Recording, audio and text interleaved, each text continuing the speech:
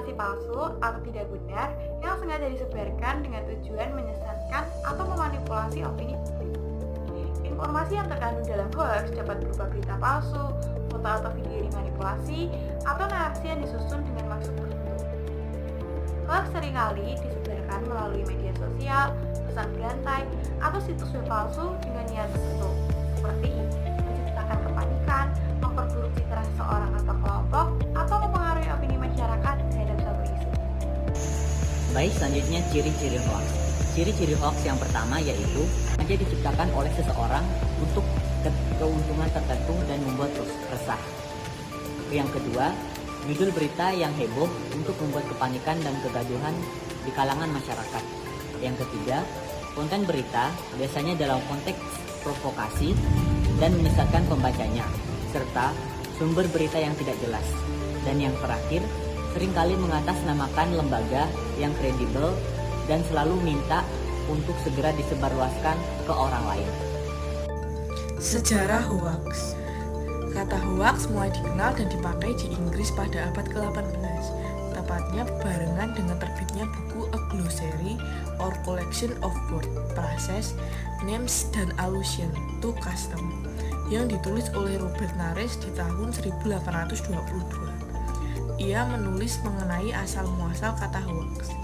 Menurutnya, hoax berasal dari kata hokus dalam hokus pokus. Menurutnya, hokus pokus adalah mantra yang diucapkan oleh penyihir. Kata hokus pokus diambil dari salah satu nama penyihir yang terkenal, yaitu Hokus Pokus. Menurut Robert, hoax adalah kabar bohong yang dibuat untuk melucu.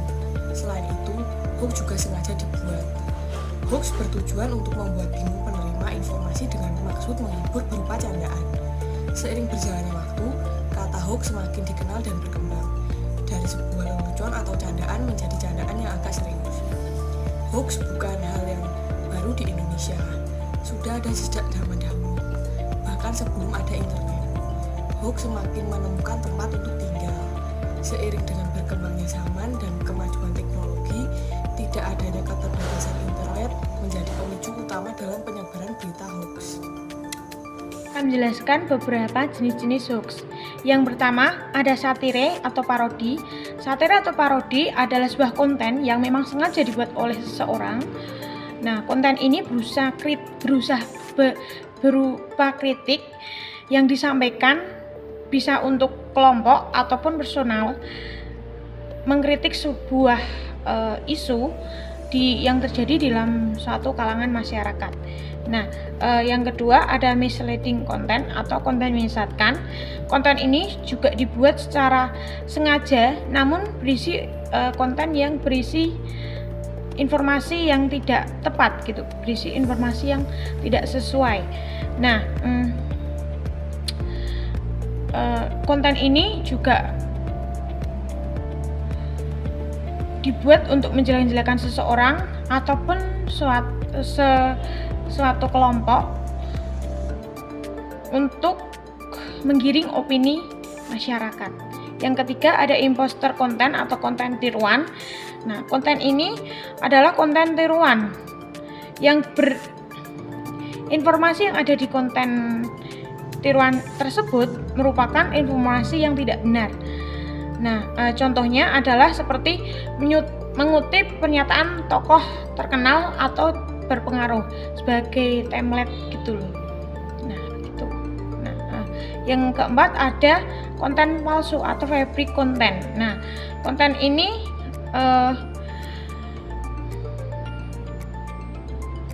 dibuat untuk menipu seseorang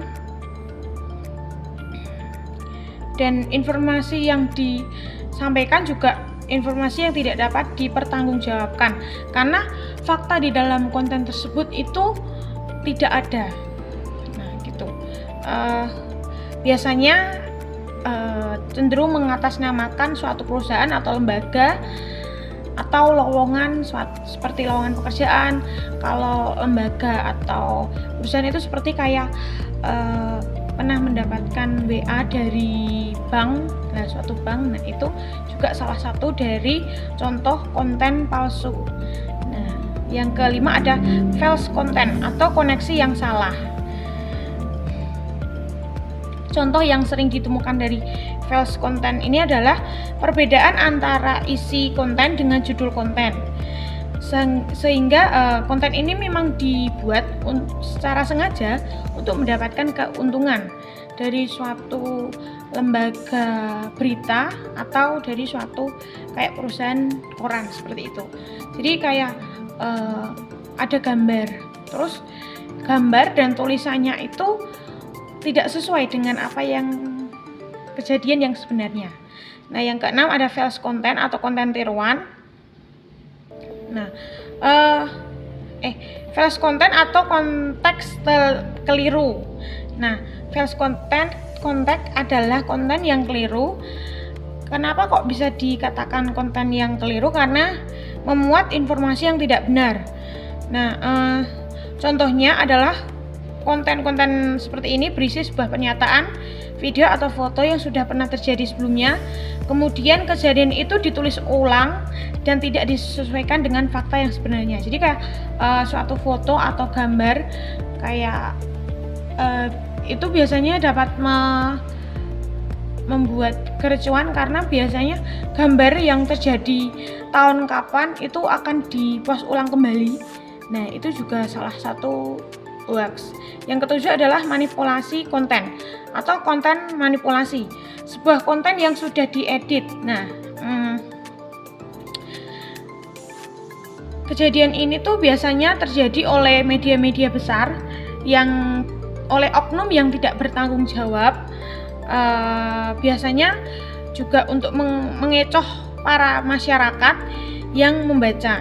Jadi ada 7 dampak hoax. Yang pertama, menimbulkan perpecahan. Perpecahan ini bisa ditimbulkan karena seseorang membenarkan informasi yang salah, namun orang lain tidak percaya akan kebenaran tersebut karena ia memiliki bias informasi. Yang kedua, tidak percaya fakta. Masyarakat yang terlalu sering menerima berita hoax, lama-kelamaan akan bingung membedakan berita faktual dan hoax. Dengan demikian, masyarakat akan terus terprovokasi oleh berita-berita palsu itu.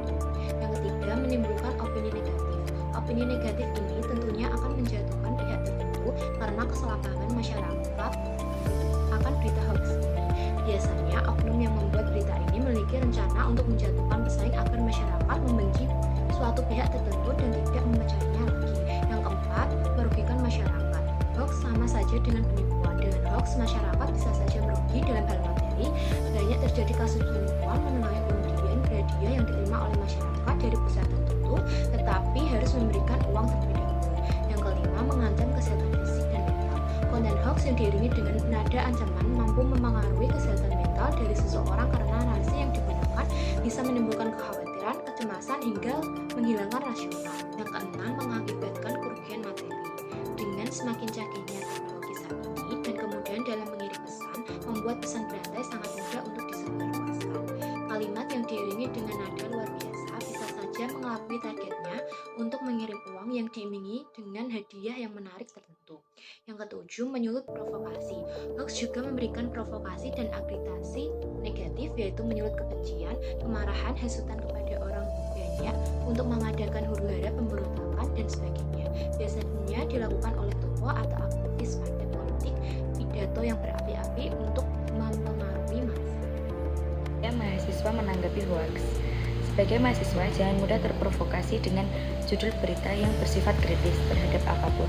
Cari keasliannya, juga cek sumbernya. Terlebih bagi seorang mahasiswa, peran mahasiswa harus tidak mudah tergiring oleh opini yang beredar di media sosial. Tidak mudah percaya pada informasi yang sedang diperbincangkan di masyarakat. Upaya untuk merespon persebaran hoax: yang pertama, cermati baik-baik berita tersebut. Yang kedua, hati-hati jika mengandung unsur provokasi. Yang ketiga, lihat dari mana sumber berita. Yang keempat, periksa fakta informasi dalam berita tersebut. Yang kelima, periksa kembali foto dan video. Yang keenam, berpikir secara kritis. Yang ketujuh, jangan langsung membagikan. Yang kedelapan adalah ikut bergabung dalam grup diskusi anti hoax. Hoax menurut agama Islam. Hoax secara bahasa keagamaan Islam disebut dengan tabayun. Agama Islam sangat memerhatikan dan peduli tentang hoax, sehingga dianjurkan bagi umatnya untuk selalu mengecek informasi atau berita yang diterima terlebih dahulu, serta mencari tahu sumber dari mana asal informasi atau berita tersebut berasal.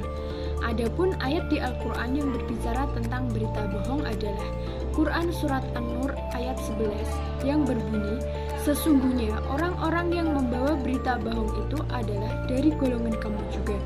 Janganlah kamu kira bahwa berita bohong itu buruk bagi kamu, bahkan ia adalah baik bagi kamu. Tiap-tiap seseorang dari mereka mendapatkan balasan dari dosa yang dikerjakannya. Dan siapa di antara mereka yang mengambil kebahagiaan yang terbesar dalam penyiaran berita bohong itu, baginya azab yang besar." Hoaks menurut agama Katolik. Janganlah engkau menyebarkan berita bohong, janganlah engkau membantu orang bersalah dengan menjadi saksi yang tidak benar. Keluaran 23.1. Berbohong dengan alasan apapun adalah salah. Terlebih ketika seseorang menyebarkannya, maka kebohongan akan menjadi sebuah kejahatan di mata Tuhan. Tuhan Yesus menginginkan agar umatnya menyebarkan kebenaran, bukan kabar bohong. Jika orang di luar Tuhan terbiasa menyebarkan berita bohong, maka hal ini tidak boleh dilakukan oleh umat Allah. Kita harus memegang teguh prinsip firman Tuhan dengan tidak melakukan apa yang lazim di mata semua orang, tetapi melakukan apa yang benar di mata Tuhan.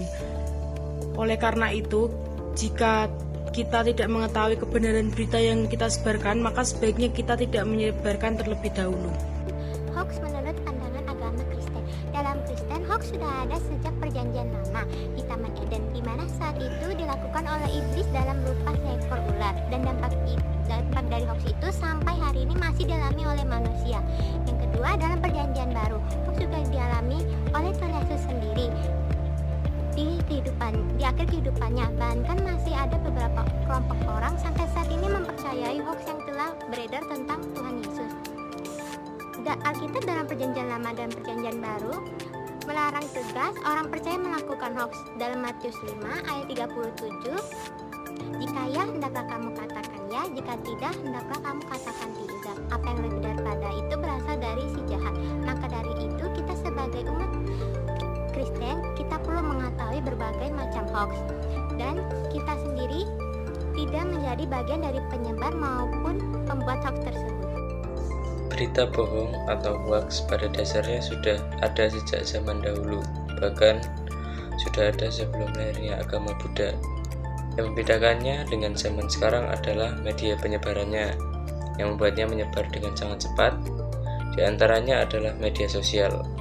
Dalam kehidupan Sri Buddha, berita palsu juga menerpa dirinya yang disebarkan oleh orang-orang kepercayaan lain yang iri dan berusaha untuk menjatuhkan namanya atau hanya untuk mencari pengikut baru. Menurut agama Buddha, terdapat dua cara untuk menyikapi berita hoax. Yang pertama, jangan mudah percaya begitu saja, dan dua, datang dan selidiki diri sendiri. Untuk penjelasan yang pertama itu, hal yang pertama yang diajarkan oleh Sri Buddha adalah sikap untuk tidak mudah percaya begitu saja. Ajaran ini tegas dan jelas disampaikan dalam khotbah yang berjudul Kesaputya Sutta atau dikenal dengan Kalama Sutta. Kutipan dari Tipitaka Pali, Anguttara Nikaya bab 3 ayat 65. Kemudian yang kedua, datang dan selidiki diri sendiri. Sri Buddha selalu menyebut dhamma atau kebenaran yang diajarkannya bersifat ehipassiko. Ehipassiko sendiri adalah ajakan atau undangan kepada semua orang tanpa terkecuali untuk datang dan melihat, melakukan verifikasi atau pemeriksaan atau penyelidikan terhadap suatu hal untuk mendapatkan bukti, daripada hanya sekedar percaya begitu saja. Informasi atau berita hoax sudah jelas tidak sesuai dengan ajaran agama Hindu. Seperti yang kita ketahui, dalam Hindu terdapat ajaran Trikaya Parisuddha, terdiri dari Manacika, Vaccika, dan Kayika. Ketika seseorang menyebarkan suatu informasi atau berita bohong melalui media sosial atau menyampaikannya langsung kepada orang lain jika jadi buat bibir, itu artinya telah melanggar ajaran Trikaya Parisuddha. Namun, apapun yang diperbuat, baik maupun buruk, tentu akan membuahkan hasil dari perbuatan yang dilakukannya, tentu tidak akan lepas dari hukum karma pala itu sendiri.